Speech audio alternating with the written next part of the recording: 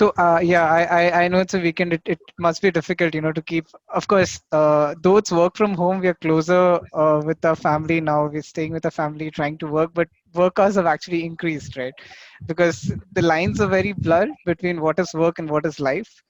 And in even during these times, it's fantastic that everyone who's here actually took some time out, even on a weekend, to continue their learning, right? I'm sure it must be a lot on your plate, but thank you so much for being here today, and we want to keep this conversation as candid as possible, as interesting as possible, so that of course you get to learn a lot out of this conversation, but more than that, you also have a lot of fun.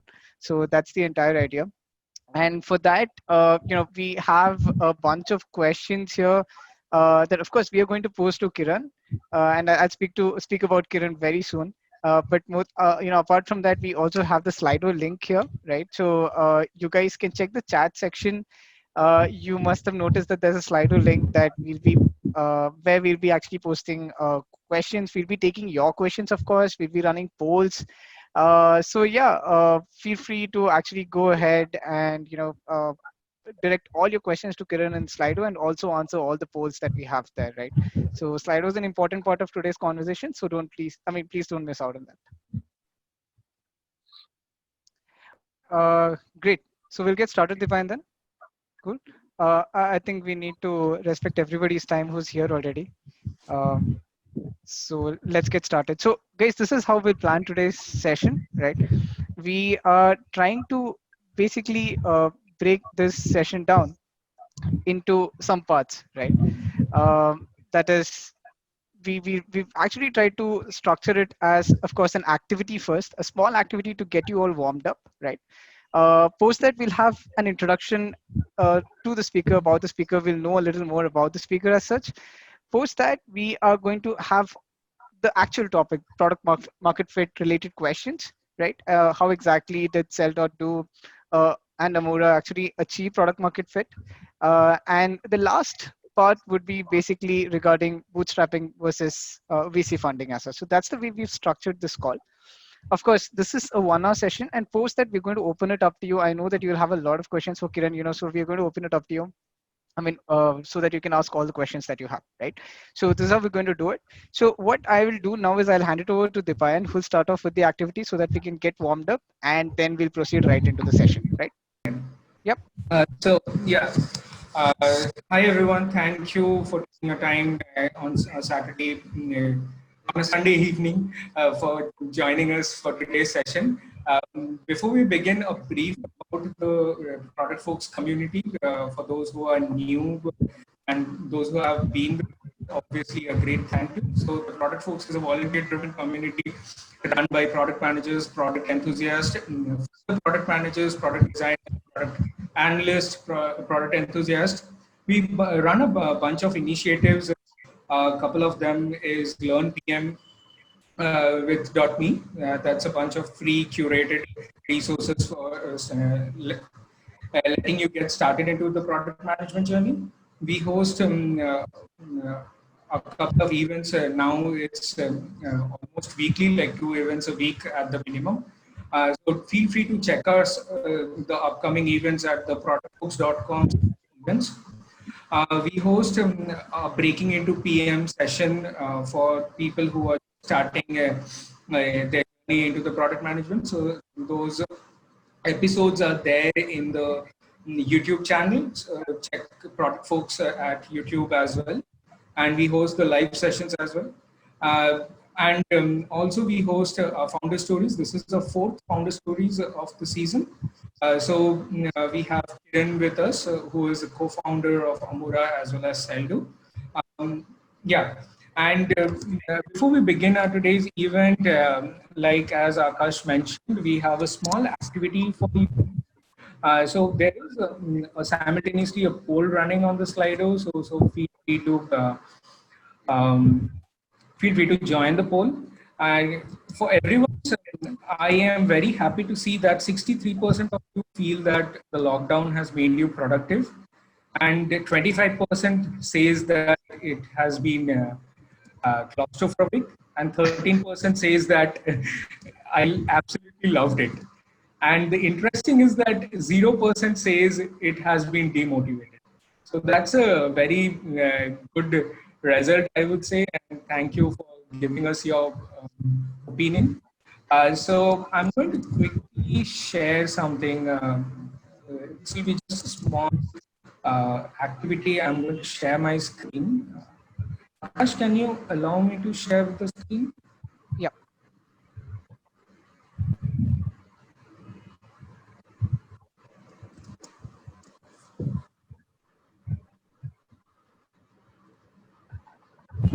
Did you send me a? I think you can still share your screen. You don't have to ask me to share my. I mean, you wouldn't No, need permission as such. it's not allowing me. Okay, that's fine. I'll post you to a slide link. Maybe you can display the. Yep, sure. It just take a Yeah, minute, so shouldn't be an issue. yeah.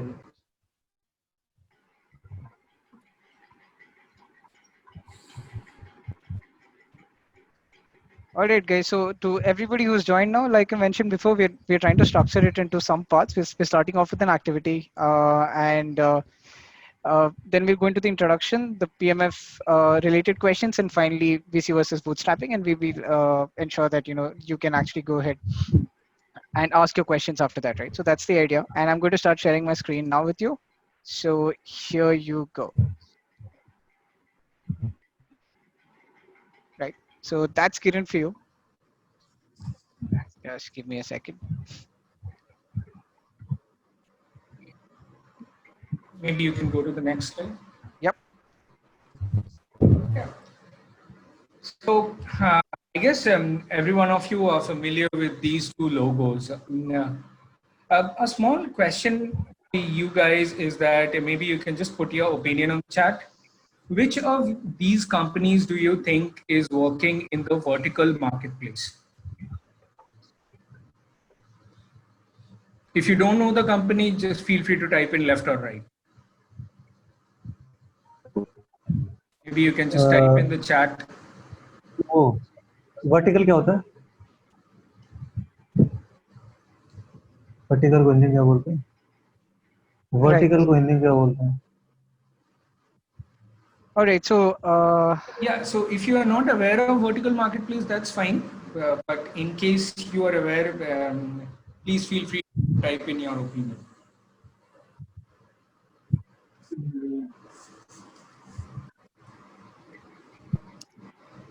Hi, bye.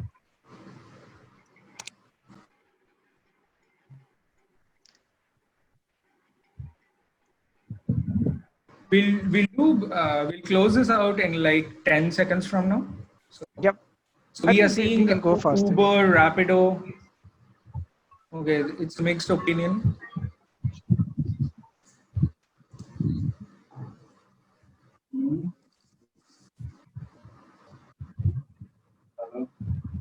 Guys, I'll request everybody to actually mute themselves.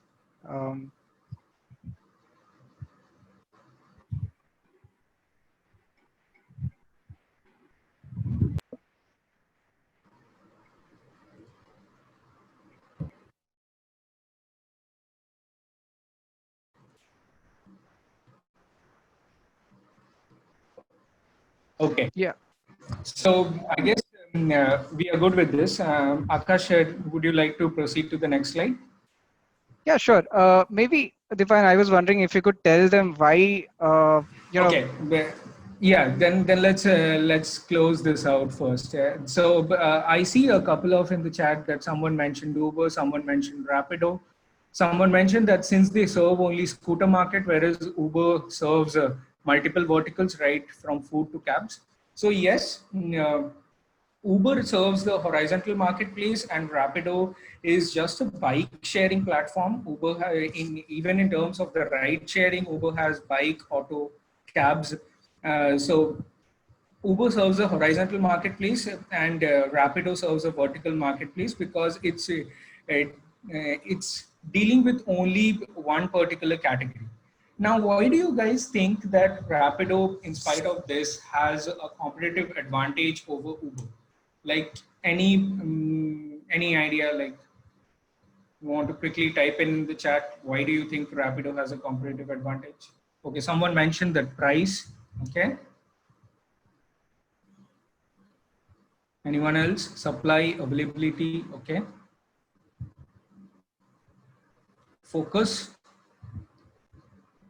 Focus on the riders or on the drivers? Localization, discounts. Okay, I guess almost every one of you are going to the right direction. Yes, Rapido has a major advantage across the supply demand, and as well, Rapido has the flexibility to its captains or the Rapido drivers. So let's say you are returning from your office to your house. You just have 30 minutes of time. You can switch on your Rapido Captain app and you can serve a ride. Unlike Uber or unlike Ola, Rapido does not have that hardbound constraint of completing so many rides. That's a niche category of market which Rapido has been targeting, and that's the reason they are now almost across 100 plus cities in India, and they have like 10 million rides served already, 10 million plus rides served already. Okay. So I guess we are almost, Akash, let's begin with the Kiran session and then we'll do this activity later. Yeah, absolutely. Let's do that because I think everybody is in the activity was so that we can get warmed up as such. So I'm going to stop sharing my screen and let's jump straight into the topic. And this is Akash, by the way, and I work as a product consultant with Freshworks, and I'm part of the product folks now. And it's fantastic to have Kiran on the call today. Thank you so much for being with us today, Kiran. Thank you for having me, guys. That's fantastic. So, Kiran, I know what Sell.do does because I personally I work in the SaaS business, and Freshworks also has the CRM asset, so I understand what it is. Um, but more for the audience, right? Can you tell us a little more about what Sell.do does, a little about what Amura Marketing Technologies does, and more than that, I mean, after that we'll come to who you are as a person as well. Sure, definitely. So before we get started, right, uh, I'd just like to take this moment and ask everyone in the audience to uh, throw a round of applause for the product folks. The things that they've been doing for the community for the last couple of months has been phenomenal, especially with the amount of pace that they've picked up in the lockdown. It's truly commendable. So thank you. And how you can clap is there is reaction in Zoom that you can give claps to. So please go ahead and do that, right? Right. So you wanted to know about what Sell.do and Amura do, right? So Amura is a Martech Solutions company. It is a parent company that we own, and Sell.do is a vertical SaaS product that Amura owns. Right. So we are into the services play with the parent company, uh, the Martech services play, and with the product Sell.do, we are in the pure SaaS play as well. And in terms of the company, we founded Amura in 2010. Right when we were in our final year of engineering college with our classmates, and a senior alum as well. The founders include Vikram Kotnis, who is the MD and is quite senior to us. Ketan Sabnis, Vinayak Katkar, and myself. Right. And our vision as a company is to empower small and medium sized businesses to leverage and use digital technologies and scale, right? Because there's a lot of play and movement happening in the enterprise space, but not many people are focusing. Right now they are, yes, obviously right now it's hot, but back in those days there was literally no one focusing or helping out the small and mid-level guys. So that's where we started our journey on. And to give you a background about Sell.do, our SaaS play, it's a vertical CRM. By vertical CRM, what I mean is everyone of you has heard about Freshsales, the CRM by Freshworks, right? So that's a horizontal CRM in the sense it's a generic vanilla CRM that you get, and any business, any and every business across the horizon can use it. It's quite easy to get started with. And where the horizontal thing stops and vertical starts picking up is there are certain industries which need specific business processes to be implemented, specific flows to be addressed, and challenges to be addressed. And that's where the vertical CRM space comes in. And we address this challenge for the Indian real estate market, and proud to say that we are currently, and have been for the last couple of years, the number one CRM as far as the India space is concerned. So that's about the product. That's actually fantastic. And to everybody who perhaps doesn't know what a CRM is, it's exclusively for the sales team, right? So apart from everything that Kiran added, right? So the sales team actually, to function efficiently, they make use of a CRM, and just like Kiran mentioned, he makes this amazing product called Sell.do that is a CRM for a vertical, that's a real estate industry as such.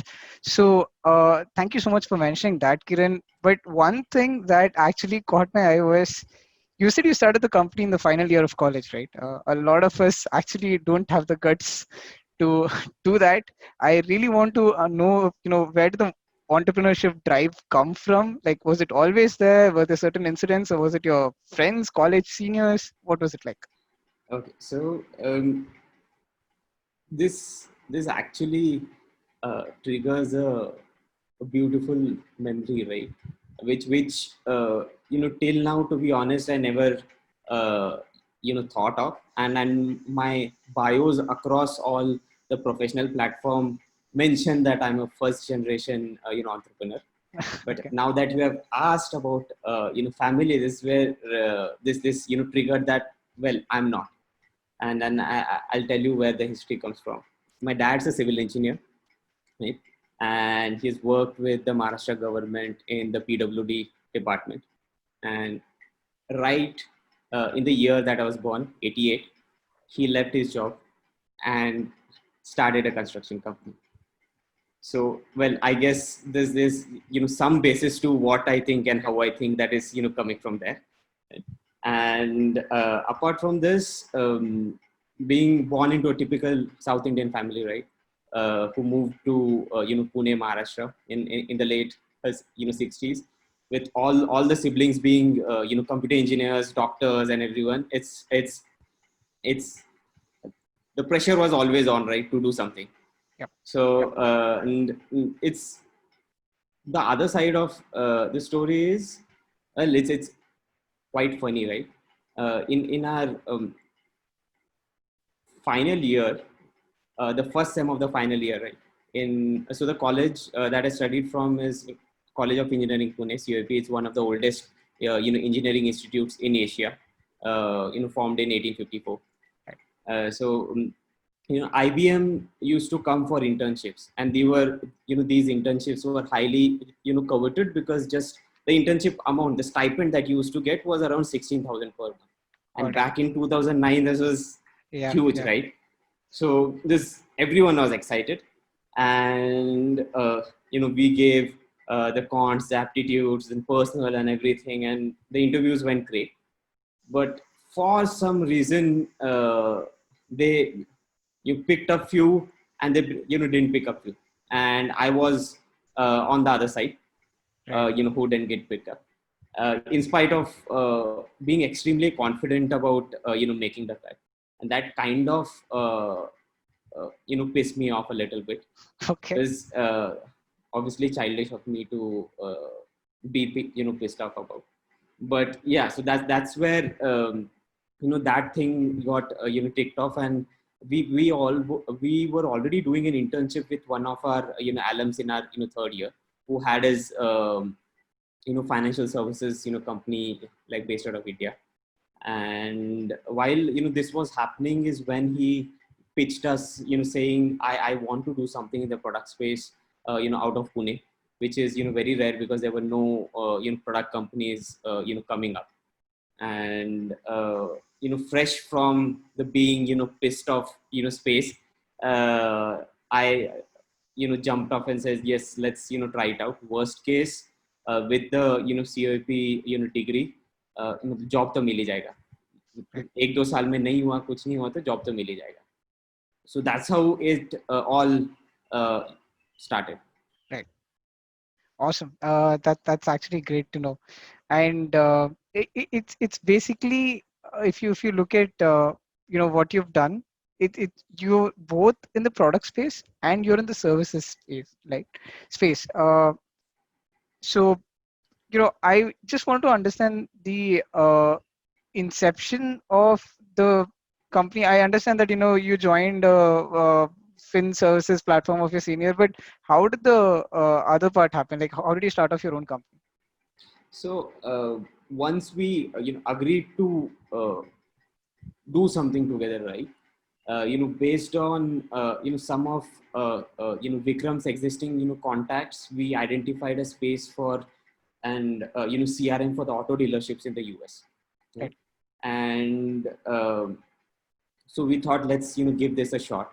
And in a final year is when we were building that CRM, and all the engineers know that the final year project for computer sciences BTech project is quite huge, and finding time to do both was obviously like not possible. And we ended up showing up this same CRM as our project to our teacher, your professor, and he was quite surprised to find so much of actual software being shown as the part of That's nice. the final year submission, that he was happy in a way that people have actually done something. Right. So that's where the auto CRM for us first came into picture.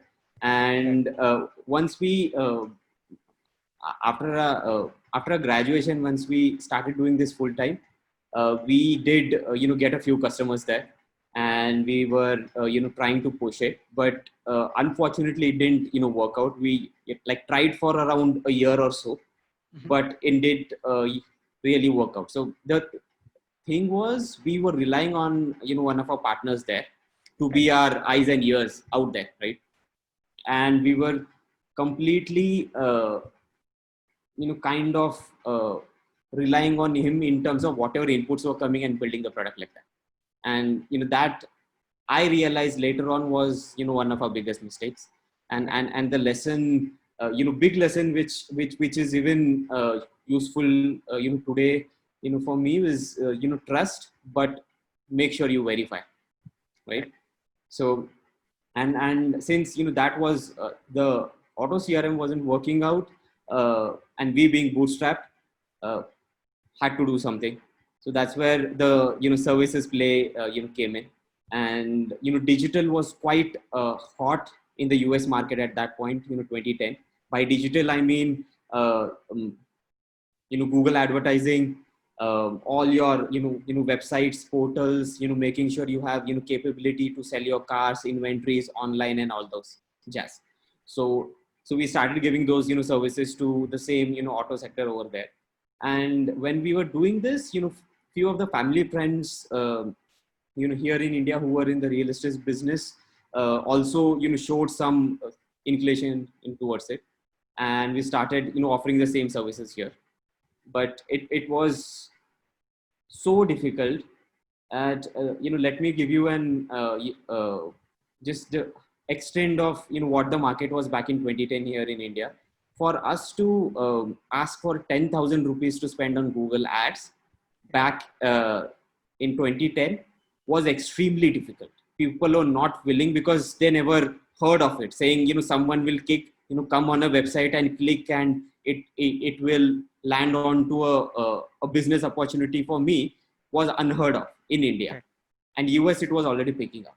And fast forward today, our services, marketing services, client don't flinch before spending close to a CR every month. So you can see the growth, right? And so then we started offering these services to the real estate businesses, while at the same time convincing them about the upside of going digital. But quickly what we realized was, while we were sending traffic to their websites and people were filling the forms, there was no way for the real estate business to validate that the money that was being spent was actually leading to some results. Yep. So that's where the need for us to build some measurement and monitoring tools came in. And that's how our first conversion measurement tool was born. It was just a quick hack saying anyone filling a form on the website trigger an event on Google Analytics and just capture those details. Right. So if the business is coming back and telling us that we spent 15,000 rupees, what do you have to show for it? We have these valid inquiries that were coming in. Yeah. So once that problem was solved, we quickly realized glaring problem with the industry that we were in, the real estate industry. And it's been it's known for being notorious in the sense, the transaction value is high. By transaction value I mean any flat or apartment that the builder developer sells and a customer buys, it usually goes into lakhs, right? Average value 50 to 75 lakhs and goes upwards of CRs. So even a single flat being sold is a huge thing. And at that point, for the inquiries that our digital marketing team was sending in, the sales team from our customers businesses were just flatly refusing, saying they are not interested, you're giving us junk inquiries and all those things. Yep. So again, the question of our services business existential question of our business came in, because the clients were saying my sales team is saying these inquiries are junk, so please don't, I want to stop spending, right? I want to do any services from you. So then what do we do, right? We had to figure out a way. So what we did was we quickly repurposed the auto CRM that we had to work with the real estate CRM itself. And we told our customers, okay, if your sales team are saying that the inquiries are junk and your money is being wasted, the marketing channel is not an app for you guys, use this free CRM, and let's capture everything that your sales team is doing, and then let's like revisit after a couple of weeks. And we gave them the CRM for free. And within a couple of weeks is when this business started realizing that my sales team are not getting back to my customers, and they're giving me fake reasons. There is no way to identify what's happening. And to this, the sales team were again back to saying, well, I did call the customer and they said they were not interested, and there was no way to again validate that. So that's where our next step came in, wherein we introduced a complete telephony system in the system, in a CRM. So any communication that had to be done with the customers or inquiries, the sales team can just click a button, initiate a call from the system. Everything gets recorded, everything gets tracked. They want to send an email, everything gets tracked in the system. Right. And this started opening up a lot of loopholes, and the performance gradually improved for the business. And they knew that obviously the sales team were not doing their job correctly. And this slowly started spreading in the market, and customers other customers started asking for the software to be given to them. And since it was a repurposed software, we were just hacking around and just putting patching together things and just deploying them. Yep. And within a year or two, we had close to 13 to 15 deployments happening, right? And it was very, very difficult for us to manage those 15 customers. And what we saw was customers are happy to be paying us money for this when we are not charging anything. And at the same time we knew that this could be solved a lot better. Yep. So that's where our re-architecting or rebuild phase came in, and we launched Sell.do in 2014. all right. Yeah, that's actually fantastic. So Kiran, I'll just break it down, all right? Maybe I'll Hmm. just try to summarize what you said. So basically, what you did was you launched an automobile dealership kind of a CRM platform initially. That didn't kick off for you, and you wanted to stay afloat. So the marketing services actually came into picture. So you started with your marketing services, and you were generating leads for the real estate industry, trying to ensure that uh, your customers are able to find out what the return on investment is, and you wanted to make the process better. So you basically, what you did is that you repackaged your automobile CRM product that you had, the automobile dealership product that you had, into a real estate CRM, right? Yes. And basically you try to work on the customer request, the feedback that you got. And initially, though you launched it for free, you finally made it a full-fledged CRM and launched it as Sell.to, right? So Yes. it works in tandem with your marketing service. That's Amura. Yes. Perfect. I totally understand that, right? And this is great because it kind of tells you that you didn't hit product market fit on first day itself, right? It was like a trial and error. You continuously kept trying, and it like eventually did happen. Now, coming to this part, right? Because we're speaking about product market fit, I think we have a poll here that the Payan has launched, and he'll take over from here. So, guys, if you can quickly go to the Slido link, right? We have a poll here that is essentially asking you how many of us actually know a little about product market fit, right?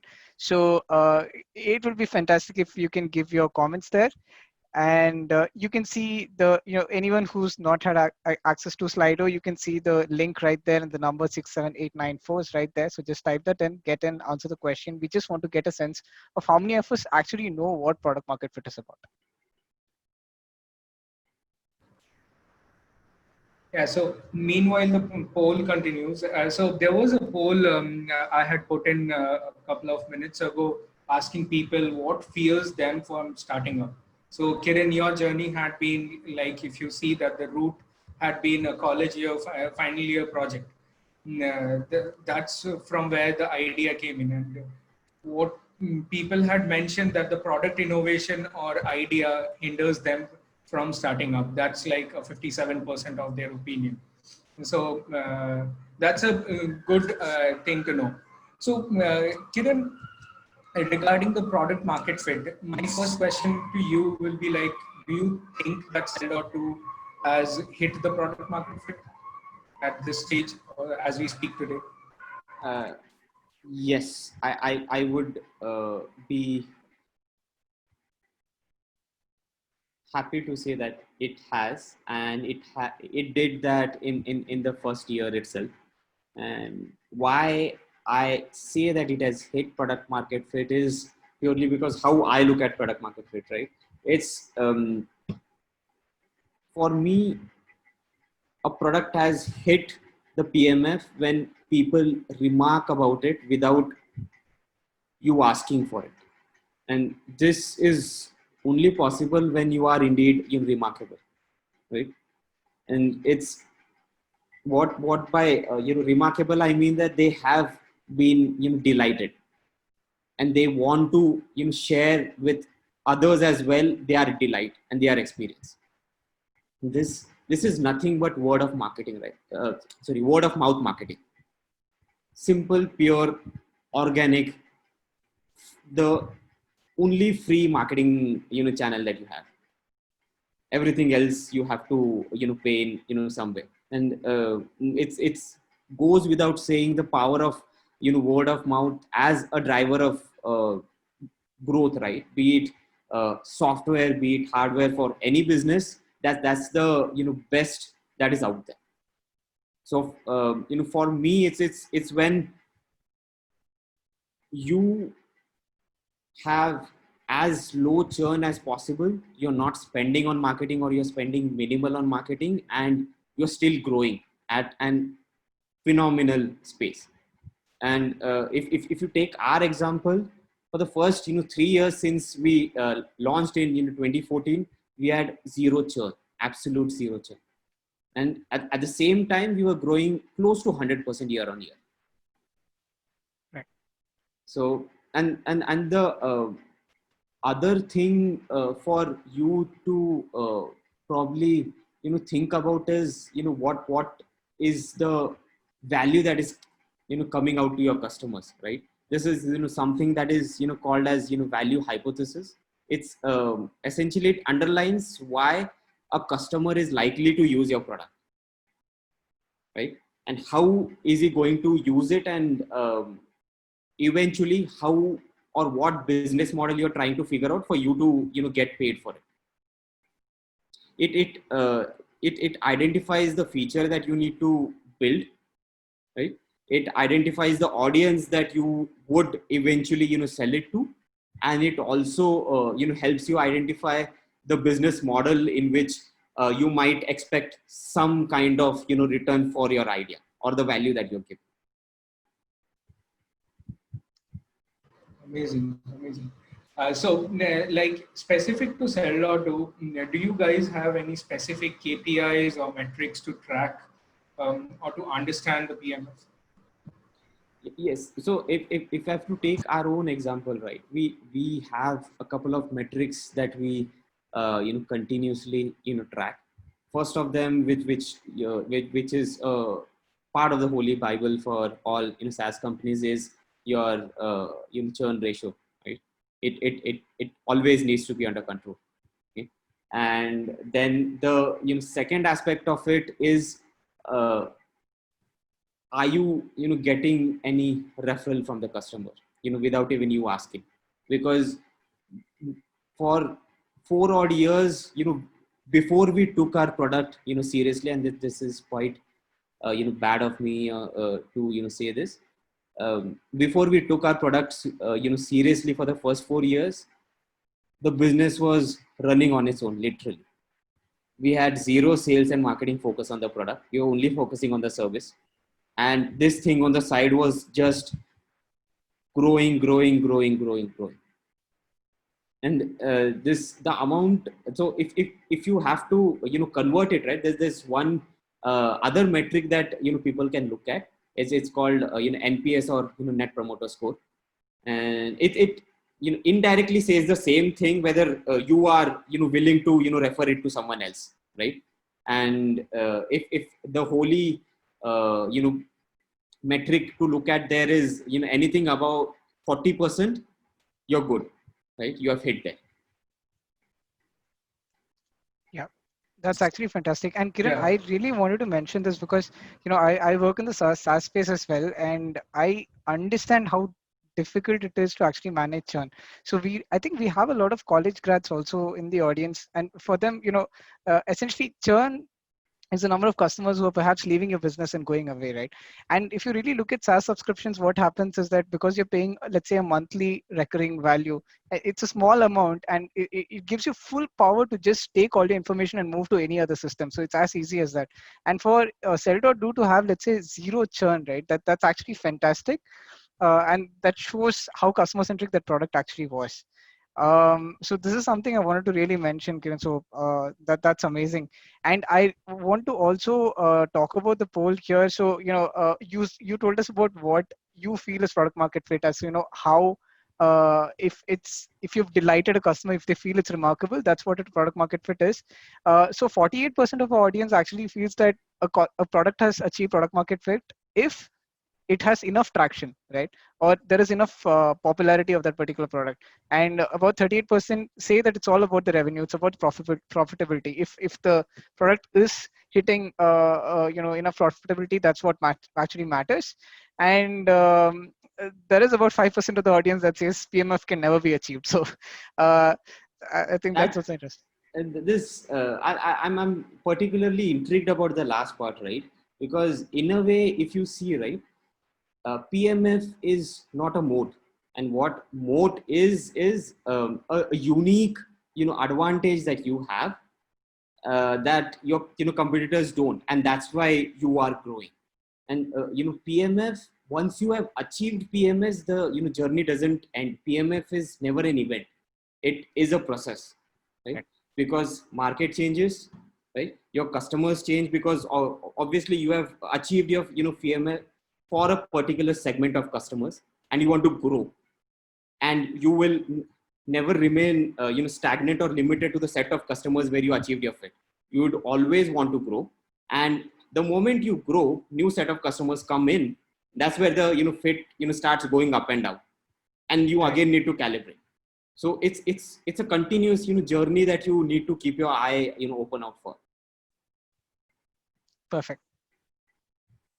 So one question here, Kiran, do you think that it was easy for Sell.do or it was different for Sell.do to achieve PMF because it hit a niche category of market where you didn't have much competition, or like, do you think that there are some factors which played to your advantage? If you can share your thoughts on that.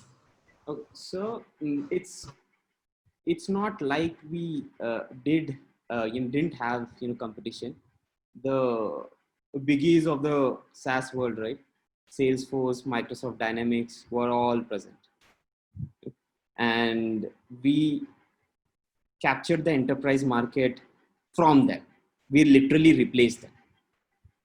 So this that shows the value of a vertical SaaS product that is there, because all these biggies, they are horizontal, right?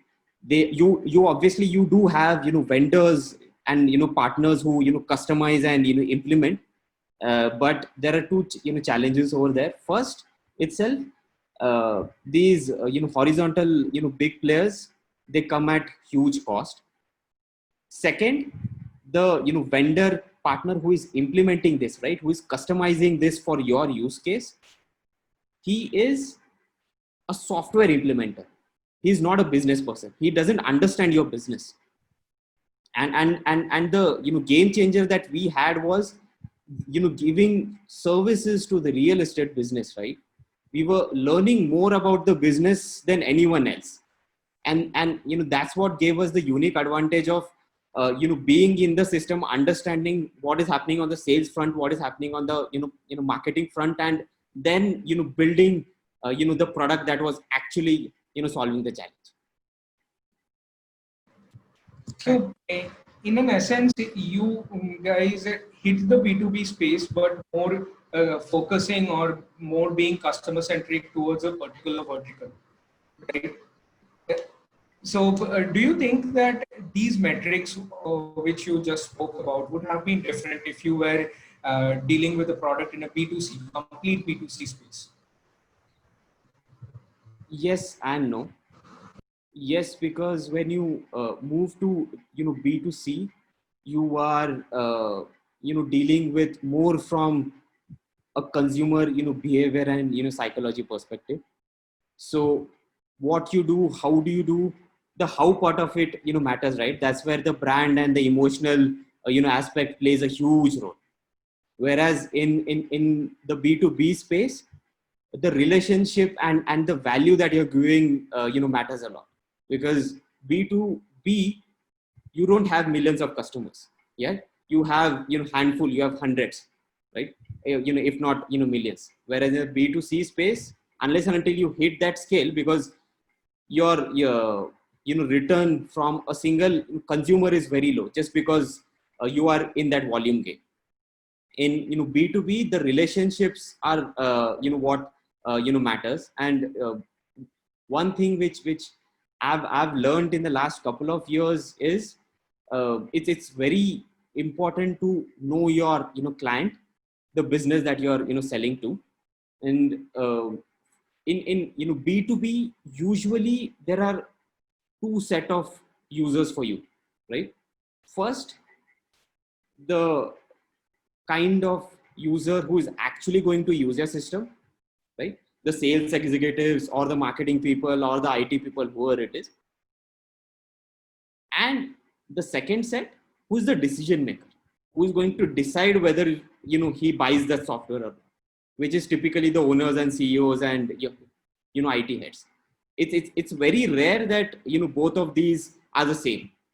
So what you do and how you offer and the kind of relationships that you build with each of your target audiences has to be very specific. Because if you have a lot of value and your product is excellent in terms of usability and everything, you are satisfying your one set of users. At the same time, if the CEO is not seeing that value for the business, you are not going to get a footing, right? And the other thing also, works out saying, if you're not able to justify the value in terms of what the stakeholder needs, there can always be a competitor that comes in. He shows just one feature which you have but you are not able to showcase, in a way, for the stakeholder. He just shows that to the stakeholder is sold, and you are out of the door. Even when he just had that one feature, and you have 99 other features that his business is using and his business needs every single day, right? So that's the tricky part as well. Yeah, Kiran, that makes sense. But do you think it's more of a sales angle here? Because if the users, in this case, the sales representatives, right? They're the ones using your product here, Sell.do.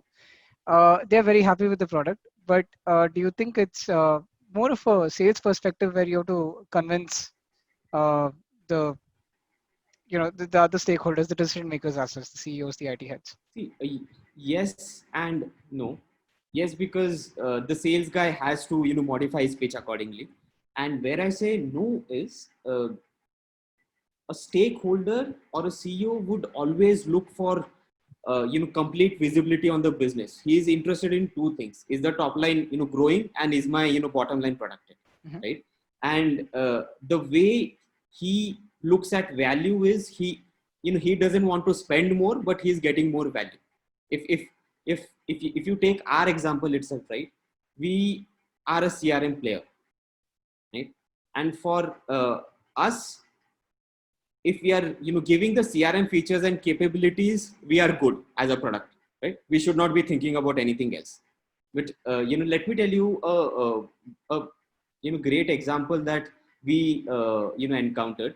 So in like real estate, how it works, the sales cycle is, the customer or the lead calls in saying, I'm interested in buying an apartment. He speaks with the sales guy. The sales guy sets up an appointment, and there is a site visit or a walk-in happening over the weekend to actually visit the project site, see the apartment, see the flat and everything.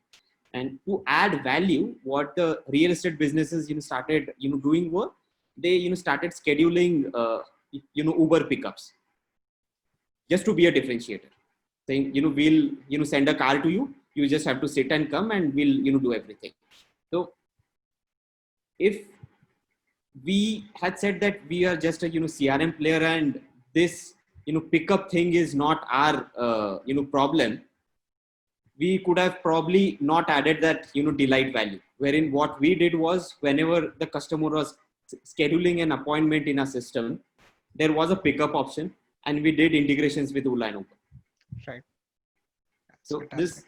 So adding value to in a B2B is extremely important.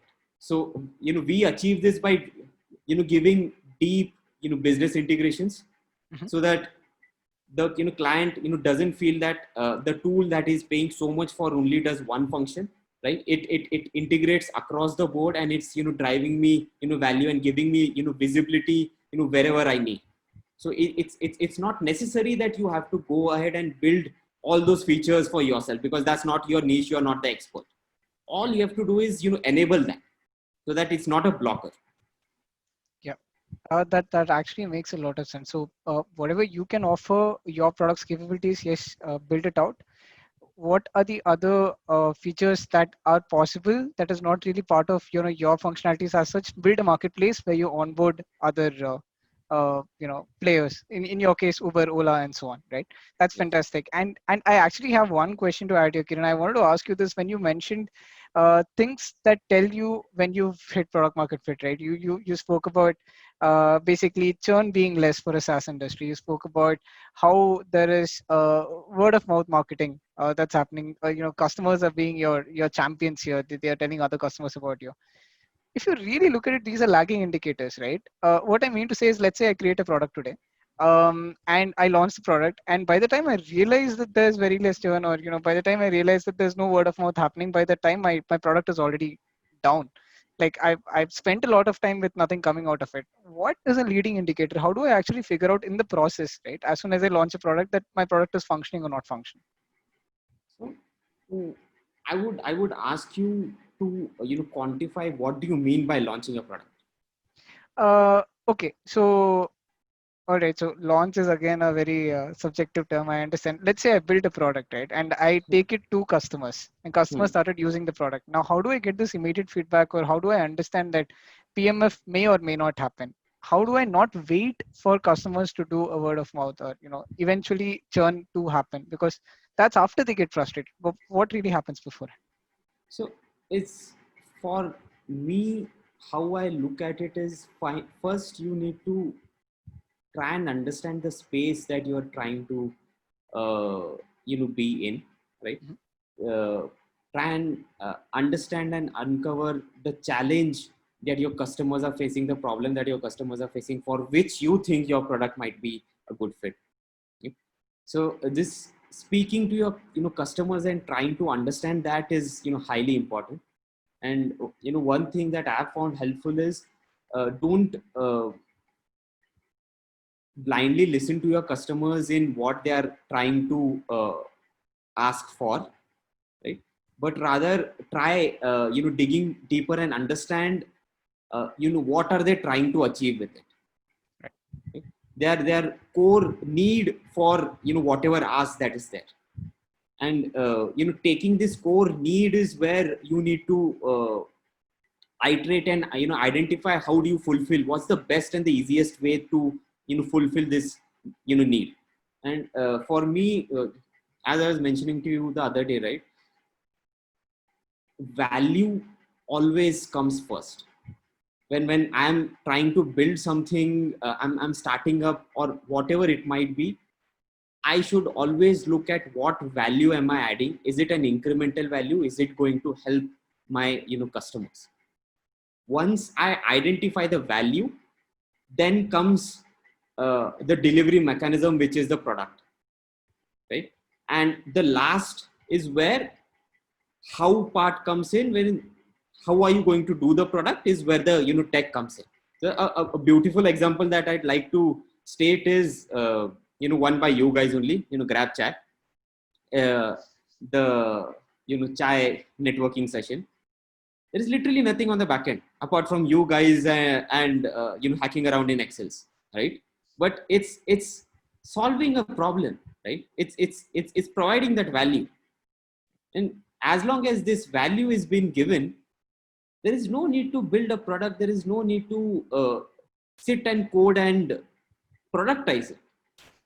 Right. Just try and keep on doing and iterate on this till you are not able to do this manually. Try giving that value. Yeah. And because all people think when they want to launch a product is they want to first focus on the product. So you need to understand that this iteration is not about the product that you are building. It's about the market and the customer and their needs, and that's where you need to fine tune. Yeah. Right. Perfect. Thank you so much for that, Kiran. And to everybody who perhaps hasn't really heard of GrabChai, it's an initiative by the product folks where where you can go ahead, just book a slot, and speak to anybody, right? Anyone else who wants to have chai with you. So it's like a virtual chai networking session where you can just hang out with someone else for half an hour. So that's what GrabChai is all about. But thanks so much for that, Kiran. I'll just let Deepan take over. So, yeah, thanks, Akash, for that. And so, Kiran, one question which is coming to my mind is that you have hit the real estate market with Sell.Do from 2014. And if you look in the tier one cities, 2014 was actually 2014 was the year when the real estate started booming. Like it started seeing that J curve in most of the metro cities.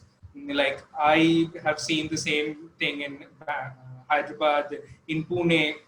That was the time. So my question to you is like, what kind of data research went behind, and how data aided you decision, or is aiding you now itself to take decisions?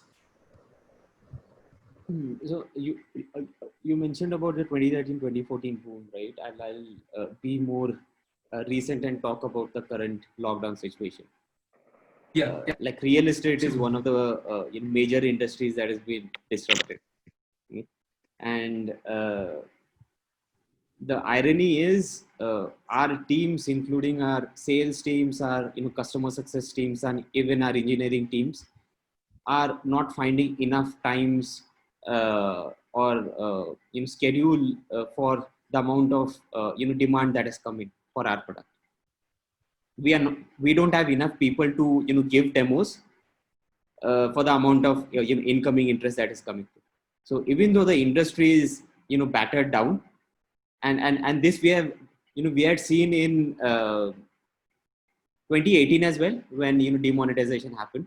Real estate was one of the biggest hard hit sectors, and even at that point our software it picked up. So for us it's inversely proportional in the real estate tech space. The more challenges in the actual offline world that come in, businesses start thinking about how do I optimize my cost, how do I increase my efficiency, how do I get more visibility, and how do I sell more. And that's exactly what we enable them to. And we have been fortunate to grow while other industries have been suffering. But yeah, that's how it was. Yeah, Yeah, that's nice. great. But I was just wondering more, just as an extension to Deepayan's question here, Kiran. So, was there okay? How did you finally? So my question is, what data actually went into actually choosing that particular market, right? Real estate as a market. So that's the first uh, question I have here. I mean, I understand that what you mentioned, most of it was actually qualitative, but if you could give us a little more into, how did you decide real estate as a market, more from a data standpoint, that would be fantastic. And just in addition, how on top of how did you decide real estate? Why India as well? Like why Yeah. specific to India? And Kiran, the reason we're asking this is because you have, I'm sure you have a competitive advantage when you stick just to that one vertical, right? Because there are so many players, like you mentioned at the beginning, who do everything. But what is the competitive advantage that comes in? I'm sure you landed that with some data. So if you could share that. So first and foremost, I'll answer the second question that Deepan asked, right? Why India? So as I said, our initial product was obviously for targeted towards the US industry, which didn't fly off as we wanted. And the next part was, since we were bootstrapped, right? We didn't really have uh, the marketing dollars to push through and try or test it more, because Akash, you being in Freshsales, the amount of marketing dollars that are needed to do a blitz in the US, right, Yeah. for a software. So so that was one thing. And the other thing was always first is be build a product out of India, because there are very few product companies that were coming out of India in the first time back then.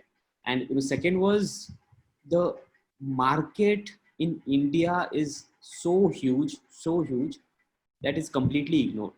It's recently that people have started identifying and addressing this market supply with all the solutions.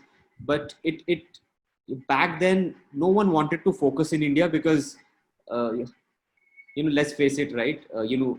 Like VCs were only interested in products which were catered towards the global space and not India specific. Abhi India ka Bharat focus, which is gathering more eyeballs, that has been very recent. It wasn't the case back then. Yep. Like, and coming on to the first question, why like real estate, we as engineers saw this as a challenge, seeing that there was absolutely no software or no processes in the real estate industry, especially in India, because it was not a mature market. It's highly unorganized, right?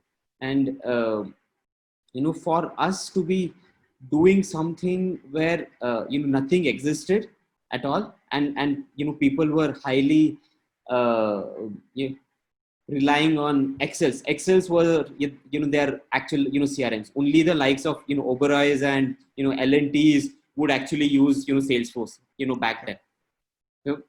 So that was one of the things that ticked us off, right? And if you're talking about quantitative, I'll be honest in saying that with newly out of freshly minted out of college, and whatever is happening, we were so excited, right? We didn't really do any kind of research as such. And that's not a good recommendation, given the amount of maturity that is there in the market right now. Please don't try it is what I would request. Right, but I totally understand, Kiran, and most the very big founders, though they play a heavy emphasis on data today, they always mention that when they started off it was just intuition. So yeah, just wanted to clarify that from you. So thank you so much for that. So we did have another section, but I think we are running a little late. So what we'll do is we'll shift directly to the Q&A questions as such. Sure. And folks, please feel free to go to the Slido link. Apart from the polls, you also have the section for Q&A there, and a lot of you have already posted there. So let's actually post any questions that you have from there itself. All right. I mean there itself, and we'll take the question. So maybe I'll go to the first question here. Just okay. Almost everybody is posted anonymously. I'm not sure why. So the first question is, what was Sell.do's first North Star metric? Okay. So, for us, I'll start with a different aspect, right? So the way this has to do a lot with the pricing strategy that we used also, right? Almost all the CRMs that are out there today, they do a per license or per seat based pricing. But what we wanted to do was we wanted to I recently came to know that there is a term for it, which is value based pricing. Back then we weren't aware of any such thing. But what we did was there are leads, right? Inquiries that are coming into the business. So instead of charging a flat amount or whatever it is, in addition to a small per seat charging, which the businesses were very like reluctant, right? Seeing a recurring amount for them was quite interesting and scary, because for them, like, I have no visibility into matlab ये basically मेरे साल में कितना पैसा जाएगा, I have no idea, right? You tell me something fixed that is there. I don't want to like rely on this recurring subscription model. So we said, okay, let's reduce the subscription cost, which is per seat, keep it very minimal, and instead base it on the number of leads that you're managing and the number and the inventory that you're selling, right? Right. You obviously have complete visibility into how much you're going to sell, what is your marketing going to look like, and how many sales team are going to come in, Right. the members, to actually sell them. You have 100% visibility across the year, right? So he was like, okay. And then when we said, then per lead you pay us 1 rupee per month, right? That sounded a lot initially. So you see, if I have a over 10,000 leads, so do you expect me to pay 10,000 rupees every month, right? So what we said instead was, don't look at it as 10,000 rupees per month every year, but look at it that you spend around 1,000 rupees acquiring that customer, right? And instead of letting go of that lead, you are nurturing it every month, and you are getting back to him for just 1 rupee a month. Now how does that fare, right? So that's what convinced them. And coming back to the question, our North Star metric for us was the number of leads that were being managed. If the inflow was good, there was activity happening, we know that the software is being used and the customer is getting value out of it. If there was if the customer signed up and a week, 2 weeks, couple of weeks later there was hardly single digit leads, is where we saw that okay, something is wrong, we need to make sure the onboarding is good. So it translated onto multiple functions that we need to fix. Perfect. So it's basically the activity on the product that was your North Star. Yes. Perfect. Yes. That's great. All right. So I think the next question, I'm not sure if you want to actually answer this, but yeah, you said that cost is a major differentiator when coming to other CRMs because, yeah, most CRMs do it on a per agent pricing as such, per seat pricing. What is the ARPU, the annual revenue per unit that you have for Uh, Sell.do? So that's the question. okay, so I would not be able to Average. give you the Average. exact Sorry. term like number, but I would say that it's at least 4x of the enterprise plan that you guys have. Oh, as in you, as in okay, fresh sales, you mean? Oh, sure. Yes, Got yes, it. yes. Right. Great. So thanks for that. All right. So next part of it, I think we pretty much answered why you chose the India market, right? Okay. I have one question here. Just give me a second. Yeah, so you basically are a tech co-founder, right, Kiran? So, basically the question here is, um, what should be the understanding between tech and engineering that you need to have? Like that is, how much of tech do you need to actually know to build out products here to achieve product market fit? And how many product iterations did it take you to achieve that product market fit? Okay, so it's depends on the product and space that you are in. If you are in the SaaS space, right, I would highly encourage you to get your tech basics in place, because unless and until you understand the how part of it, it will be very difficult to connect what the customer need is and how it's going to get fulfilled, and whether it's possible, not possible, what might be the challenges and everything. And since product sits at the center of everything, but what I mean by everything is it's customer on one side, then marketing on the other side, UX on one side, then engineering on one side. The product needs to understand all these functions, and the delivery aspect of it, whether something is possible, not possible, what might be the best way to achieve this, instead of spending time or falling back to engineering and asking and validating every small thing. It always helps for you to have your basics and put that gate in where like 60 to 70% things you are capable of hashing out and understanding what might be the possibilities, and just going in and reaching out to your engineering team for only the 40% of the complex cases. So that adds a huge value, and it helps you in rapid experimentation, and Right. that's a huge upside. Yeah, that's great. You don't have to depend on anybody, right? You can just go ahead. That's Yes. great. So, and actually takes me to one of the questions, maybe a couple of steps backward here. What is your definition of MVP? And just wanted to know, of course, you would have one definition when you started off with the product, but did it keep changing with time? So in terms of, I'm sorry if I heard correctly, you're asking about MVP, right? Yeah. Yes. So when we started, our MVP was just barely making sure that the lead, customers are able to manage their leads, right? Whereas right now that varies widely between.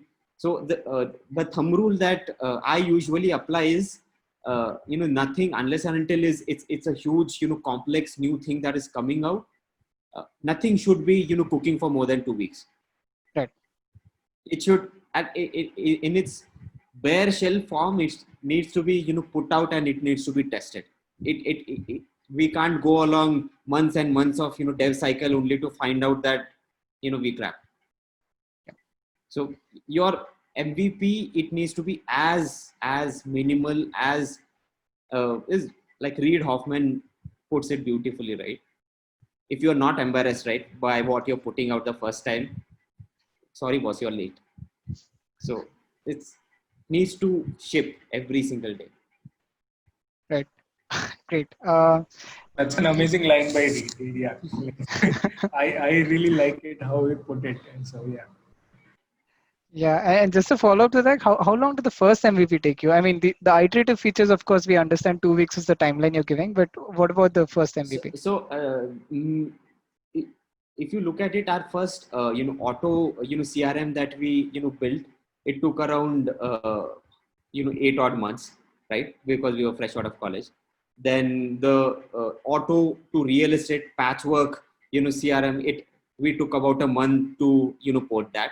And then when we understood that there's something, good happening there, and we need to, put some, serious thought and, give out a product, and we re-architected and rebuilt the entire product. That effort for us was close to 5 months, when we built everything again from scratch, built a pure multi-tenant SaaS product. Yeah, so that's the timeline. Sure. And what does the future look like for Sell.do? So, you are a leading CRM in the real estate space, and I'm sure that SaaS being a market where you have a competitor coming in every day, right? What do you think would be like? What are your priorities now that you need to keep maintaining that competitive advantage as such? Yeah. So there's a couple of things, right? When you are there are multiple ways to expand. First, you expand in the same industry and enter into new geographical markets, right? So that's one of the things that we are doing. Second is, you need to protect your own turf. Like you said, every day some person is waking up and saying, okay, I have this. So how do you protect that? Is again, I'll go back to my value offering to the B2B space. Do deeper and deeper business integrations. So what that means for us is, while we were in the CRM space, what we identified that there is recently, I'm sure all of you must have seen this real estate. There is a lot of pre-launch thing happening. So what is pre-launch is, the project is not yet launched, right? But you can give a token amount and block something at a lower rate. The project is not yet there, you don't see anything actually on the ground, but you have the early mover advantage kind of thing. But you give a token amount and you block. So one of our like recent innovations was bringing in the book my show aspect to real estate, and that is what we call Iris. And we a builder can essentially sell online his entire apartment project through our booking platform. People can log in, fill in all their KYC, other details, everything. They get validated. They choose the tower, they choose the flat, see the views from there, how is it looking, choose their configuration, then make the payment, block the amount, everything. So that's one side of the thing. The other aspect of it is when the sales function gets over, right? So that's when a lead or an inquiry gets converted into a customer. And for like real estate, obviously the delivery of the product or the actual thing that the customer has bought takes years. So how do you keep that engagement, keep that relationship? So that's where the post-sales experience comes in. So a customer might want to customize his flat, the configurations. Then he might want to stay updated about what's happening, what is the progress, where is my house at currently, and at the same time for builder, he wants to make sure the EMIs and the payment plans are being done on a time, right? So recovery and collection is a big issue for real estate. Right. So we have a new offering on that. And apart from the real estate piece, what we have learned from the vertical SaaS offering space in the last couple of years, we are trying to replicate that across other verticals now. That's it. And that's the new platform that we are building, and it should be launched in end of July probably. We are in UAT right now. Okay. So that's a completely new platform that we have built, which would be again customized vertical offerings, but not just a single vertical. The system is built enough smart enough to enable configurations and customizations across industries. And it for the end business, they're getting a vertical CRM, but for us, we have built a generic enough platform to enable multiple verticals. Right. But okay, having said that, are you moving towards a horizontal SaaS kind of a? Not really. Our focus will always be vertical CRMs, but to enable the scale factor of it, and like not just remain in one vertical for number of years. So how do you go to market faster? Right. How do you add value in an incremental and iterative way, right? Without waiting for years of development and then building and launching a vertical specific software. So right now is what we have spent enough time and effort on agnostic platform, which would enable us building vertical specific products and cranking them every other month. Right. Makes sense. I have one question, Kiran. If you can let us know what is Sell.do's direct and indirect competitors in India at the moment. Okay. If you feel free to name them. Don't worry, I won't shy out. So like we do a lot of this in our marketing. So in terms of indirect competitors, there are lot many, which include the biggies like the ERPs of the world, Microsoft Dynamics, then Sage, Siegel, and the bigger CRM players like Salesforce, right?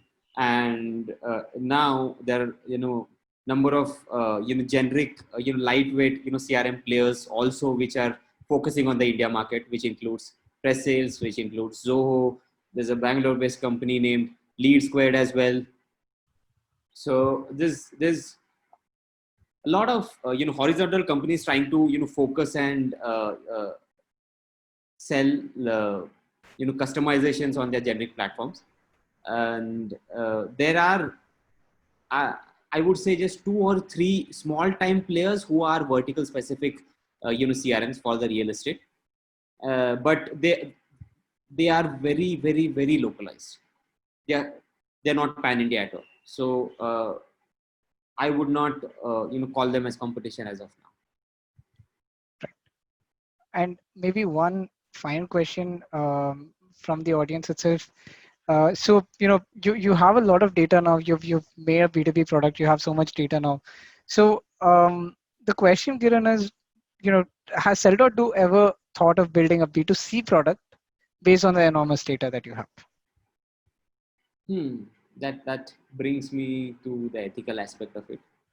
The data is owned by our clients and customers, and we are sitting on heaps and heaps of data. Just imagine consumer insights offering for the real estate market, right? Because we work with almost all the top players, and we know who is selling what at what price, what is the velocity that is happening. All this data is sitting in the platform. But because we are in the product business and not the data business, and we are charging for the product, we can't really use that data. Right. Makes sense. I guess the only data that you actually look at is the user research, right? As to how they Yes, use your product as such. yes, yes. Perfect, perfect. And maybe a closing question for today, because I know that Cell.do has been bootstrapped right from day one, but it's like today, if you really see, companies are really measured on whether they're a unicorn or not, how much funding did they raise, all of that, right? Uh, I want to ask you this question: if it was today, right? You started off in like 2009, 2010 during that time, Kiran, but if it was today, what is your take? Would you have remained bootstrapped, or would you have taken VC funding? I would say it would be a mix, in the sense it would be a staggered approach for me. I would definitely bootstrap. I would hit my PMF first, Okay. validate whatever it is that I'm doing, and make sure my value hypothesis is tested. It's battle tested. Once that is in place, that's when I'll move on to the growth aspect of it. Right. And how was the best way to open the floodgates? Obviously, you will need money, or you might not need money, depending on, if you look at our case, we were profitable. There's literally no need of money for us, right, to Right. bring in external funding. But the other aspect of it that I see is, what's the easiest and the best way to open the floodgates?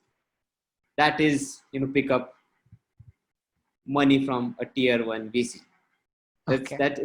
that slingshots you to the next level, in the sense, the amount of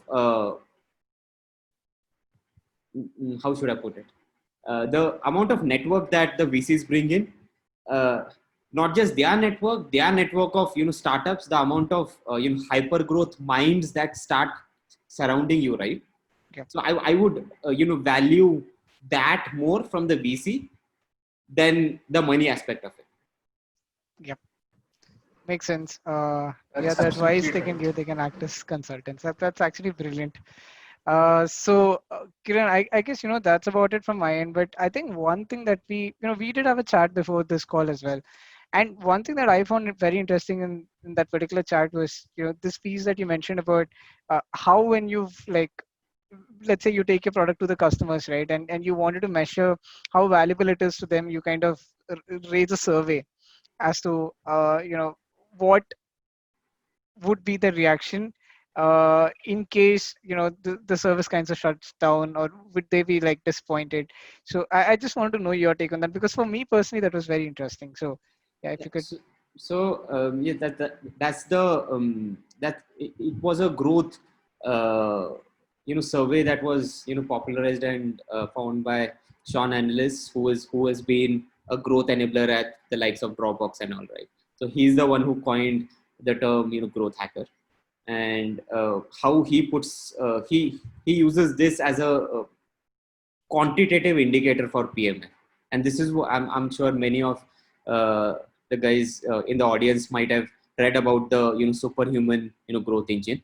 And what Sean Ellis says is, you just ask a single question, which is, how would you feel if we discontinued our product, right?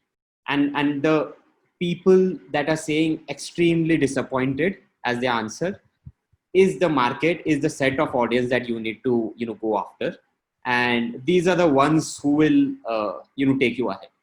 And the quantitative indicator, the based on multiple experiments that these guys have come up, is again 40%. If 40% of your people are saying that they would be very disappointed if you shut your product tomorrow, it's you can be safe in saying that you have hit the PMF as of now.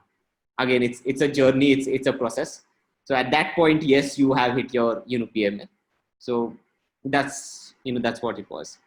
Yeah, fantastic. Yeah, the options were also something like not disappointed, somewhat disappointed, and very Yes, disappointed, right? yes, Yeah, that yes. is actually pretty fantastic. So Kiran, I think that's about it from my end. Actually, we did have a few questions for you, but I think we're kind of running out of time, so we might we can close now. But I'm sure the audience has a lot of questions. So if you can share how they can connect with you, right? What are the different platforms? I'm sure they would love to reach out to you. So I am, on LinkedIn as well. Just search for Kiran Nurse Reddy. I'll post the LinkedIn URL as well. I've just pinged my Gmail. You guys can hit me up on my Gmail as well. Just pulling up my LinkedIn profile URL. Just a moment. What about founders, Kiran? Can they expect an angel investment from you? Not right now. Not right now. But like pretty soon, yes. Since as I said, while we have been profitable, right, for the last every year of the last 10 years, we have never ever taken money out of the company. Right. Every single cent has been always been churning in. Okay. It's always been growth. It goes with the fact saying the last 10 years we have moved our offices 5 times. Okay. So Right. it's growth, and whatever you can do to continue fueling that growth. So yes, but if see, as I said, money is just one part of it, right? Right. So apart from money, whatever insights, chats, discussions you guys want in terms of be it product, be it terms of, so recently I've been more involved in managing teams and enabling how to achieve and hit that high performance culture, right? So I've been a lot into that recently. And if you have any challenge, one of the most important challenge that a PM, a product guy has is stakeholder listening, right? You don't own anything, but you are expected to show results. So so how to juggle between that? So anything that you guys need, you want to have a chat around, please feel free to hit me up. Always available. Awesome. Thank you so much for that, Kiran. Yeah, And yeah, define. Yeah, thank you so much for Kiran. Like, honestly speaking, great insights shared, and the secret sauce of your journey and Seldo's journey. I guess some amazing insights, and for every one of us, I guess we had great learnings. So we will officially close the session now. We do have a couple of other events coming up in June. Please feel free to check us out at theproductfolks.com/events. And also, we do have a lot of webinars on our YouTube channel. So do hit the subscribe button, and you will get some amazing content on product management. So we are officially closing the session, but Kiran, if you can stay for like 5-10 minutes for folks who want to unmute themselves and maybe ask 1-2 questions, is that fine with you? Yeah, man, that works. So yeah, for folks who want to unmute yourselves and maybe want to ask a few questions to Kiran, now is Yeah, your. exactly. You can just raise your hand and I'll I'll unmute you.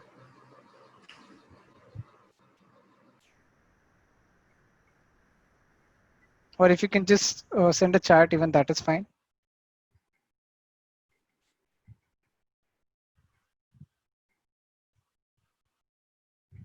Meanwhile, people figure out, like Akash figured out who's asking. I have one question personally. Like, this has been like almost a 10 years journey, if you see, like starting from 2010 to now it's 2020. In this entire 10 years, if there is one thing you think that you could have done differently, what would be that thing in terms of this founding this company and start of scaling? If there is one thing which you could have done differently. So I'm glad that you asked it. There's I would take the opportunity and mention multiple things. Right? Hope that's okay. Okay. So is for and this is specifically for people who are thinking of starting up or who have already started up and are doing it on a day-to-day basis. Is you need to learn to let go, right? Is what I mean by this is you, while yes you need to hustle, you need to do everything by yourself, At the same time, when the moment is there, please do yourself a favor, hire smart people and let them do what they do best. There's no point in hiring someone and telling them how to do it, right? Because you are wasting the very smart talent that you identified and got you on board, right? That's one thing. The other thing is you need to start, rather than executing yourself, right? You need to start enabling people and start orchestrating things. That is where you will add more value. As a single individual, you might be able to accomplish 10 things a day, but if you are able to enable and empower your team, right, and are able to be the glue that holds the team together, those 10 people will end up doing 100 things in that same day. So that's what you need to identify. And the last part goes for founders as well as the product managers, right? If they're still there, empathy. You need to be oozing of empathy towards your customer, towards your product, towards your team. And being an empathetic person and bringing that desire to discover what is at the core of what your customers needs are, core of what your team does on a day-to-day basis, what motivates them, what doesn't, what ticks them, what works for them, will make you, if not anything, it will make you an excellent human being at the best, right? And everything else will start trickling down from it. Empathy is one thing that you need to have, and if you are in the product game, like without empathy, there is very low chances that you will succeed. Absolutely, yeah. Yeah, great. So, Akash, shall we? Are there anyone waiting? Like raise their hands. I don't see. No, we didn't have anyone ping on chat as well, so it's absolutely fine. I think we'll let folks reach out to Kiran directly if they have any questions. And yeah, thank you so much for joining, everybody. I know it's a Sunday; it was difficult, but thank you so much for making it a lively session with so many questions, answering our polls. I hope it was useful. It definitely was insightful to me as well. To me. So yeah, thank you so much, and everybody, you have a fantastic day ahead. Right. And Thank you Kiran, all. thank you so Thank you. much for joining the session today. Yeah, it's been a pleasure hosting you. And yeah, I hope you also continue, having chais with a lot of folks on Definitely, Grabshot. man. Yeah. The All pleasure right. has been all mine. Thank you for having me. It was an excellent session. Thank you so much, Kiran. All right, folks. Have a great day. Bye bye. Thanks, folks. Bye bye. Chalo, take care, man. Bye bye. Bye bye.